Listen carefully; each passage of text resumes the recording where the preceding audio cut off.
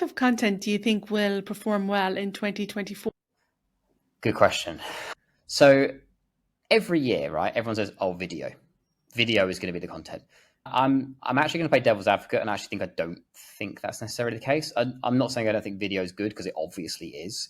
But I actually think the content that will work best in 2024 is probably simple. It's probably just text and text with an image. Carousels have become so oversaturated now that they too feel manufactured.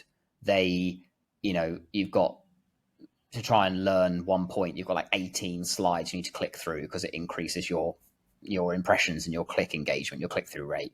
You've got videos which are like 20-second teasers to get someone to go onto the YouTube video, which has then got 15 sets of ads inside it. So when you start watching it, you get meted with a pre-roll and mid-roll advertisement. I think copy and maybe a JPEG, honestly, like, it's simple, stupid, but it's easy to consume. And I think it's also the thing that's probably the easiest to create authentically. One of the reasons why I don't do a huge amount of video is not because I don't like it, because I do, but it's because it requires a huge amount of planning. You need to shoot, you need to edit, you need to caption, you need to create a thumbnail. There's lots of steps to it.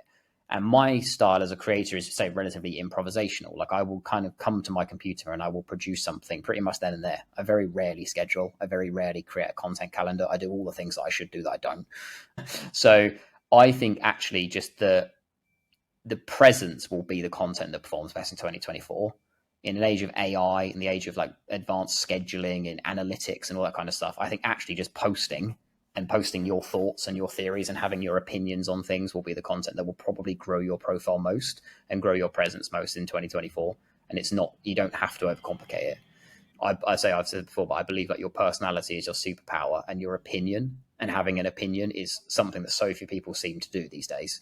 They will skirt around a point to avoid any possible sign of even the most remote confrontation, when actually opinions drive conversations, and those conversations drive conversions, and those conversions drive followers to your profile, and there we go. So I actually think that the just typing is probably the content, certainly the content that I'll be prioritizing in 2024.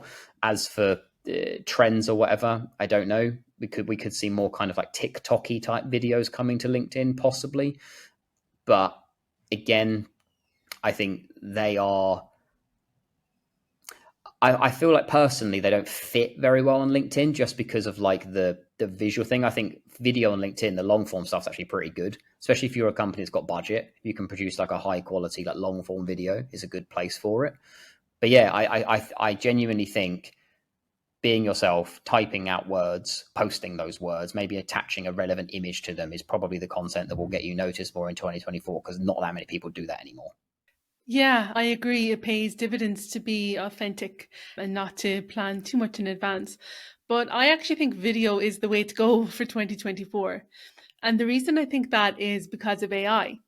There's so much being created by AI for different things, like different content. Whereas video, it's hard to fake it. There are apps that can do it, but most of them are really poor. You can spot a deep fake a mile away, and the bot created videos. So I think people will actually trust video even more, even if they're not professionally produced, that they will still trust simple videos because they know the person is real, that they're authentic, and that they're really speaking directly to them. So I do think video is the way to go across all platforms for next year. I think I do think that's a really good point. And I actually think I don't know a huge amount about it, but I know, like, in the whole TikTok-esque like de-influencing movement, that there is like much more affinity to just general people talking genuinely about a specific thing, rather than like, hey, I received this PR box and look how wonderful it is. Like, it's kind of that more, like they say, that more like realistic, unfiltered, unedited content. That's where the realness comes from. As you said, that's like where the real person is. That's where their real voice lies. That's where that trust can be built. I definitely think video is like a fundamental part of any kind of communication strategy, and a massive weapon in your arsenal, especially in our sector. Like, we got in our sector, we've got an awful lot of people who are not comfortable being on camera. If you can get yourself comfortable with being on camera, you're like leagues ahead of quite a lot of other people. But I do think more like just like simple, less rehearsed, less branded, less quote unquote professional is how you're going to make more people interested in your posts and hopefully care about you more in 2024. Yeah, and again, I think video is a great way to do that because, like that, if you're trying to let your personality shine, people pick up a lot more from you from even, say, a 2 minute unrehearsed video than they would from reading your posts for 6 months or 12 months. It can take quite a while.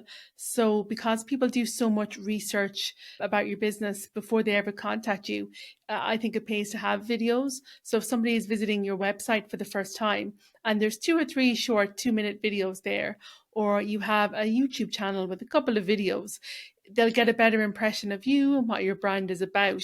And they'll be more likely to either engage with you or not.